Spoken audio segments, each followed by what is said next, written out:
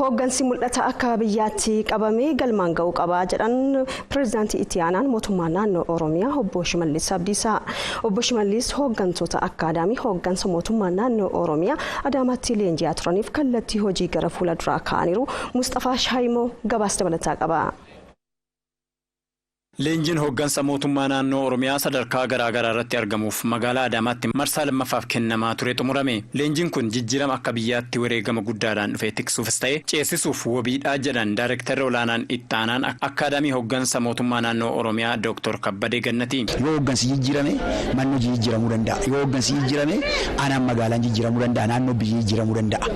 Kanaaf hooggansi nama kallattii kaa'uudha. Nama tarsiimoo raawwatee raawwachiisuudha. Nama humnoota misoomaa qindeessee bobbaasuudha.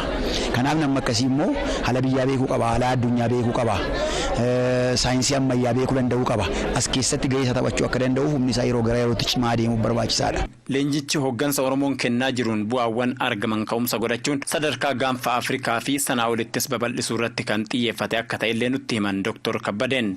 Dhimmuma naannoo keenya duwwaa, magaalaa keenya duwwaa osoo hin taane addunyaas beeknee addunyaa keessatti gahee keenya taphachuu akka dandeenyuuf leenjii biyya keenyaaf addunyaa walitti dhuudha. Roga maraaniyyuu leenjii milkaadha. Bu'aa xumuraa immoo qabatamatti tajaajila uummata keenya jijjiiramu waan ilaallu jechuudha. Pireezidaantii itti aanaan mootummaa naannoo Oromiyaa Obbo Shimallis Abdiisaa Oromoon qabsoorraa boqotee kan hin beekne ta'us qindoominaa fi wal hubannaa dhabuudhaan carraa amma dura argametti fayyadamuu hin dandeenye jedhan. Jijjiiramni ammaa kun gama kanaan fooyyee akka qabullee kaasan. Kana sadarkaa olaanaatti ceesisuuf hooggansi ODP mul'ata jajjaboo akka biyyaatti dhaabichi qabatee hojjetaa jiru. Nageenya itti fufiinsa qabu mirkaneessuu, dirree dimokiraasii bal'isuu, Itoophiyaan kabaja isiif malu akka argattu gochuu, keessoo Oromootti akkasumas tokkummaa akka biyyaatti jiru cimsuu, haqa mirkaneessuu fi badhaadhina hawaasni marti qixa irraa fayyadamu dhugoomsuu irratti xiyyeeffatee hojjetuu qaba jechuun dhaaman. Hojii keenya hunda yeroo hojjennu dhimmoota akkana galmaan ga'aa jirramoo jirruudhaan of madaalaa deemuu qaba.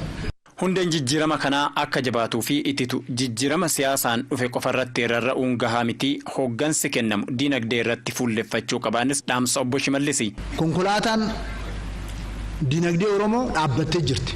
Inni jalqabaa diinagdee irratti shufeerri diinagdee hooggansa kana hooggansi diinagdee hoogganutti haa deebi'u. Raddaatiinis shufeerris diinagdee kana hooggansa kana isin nudha hojiitti haa deebinu. Leenjii kanarratti namoonni 1750 ta'an hirmaataniiru.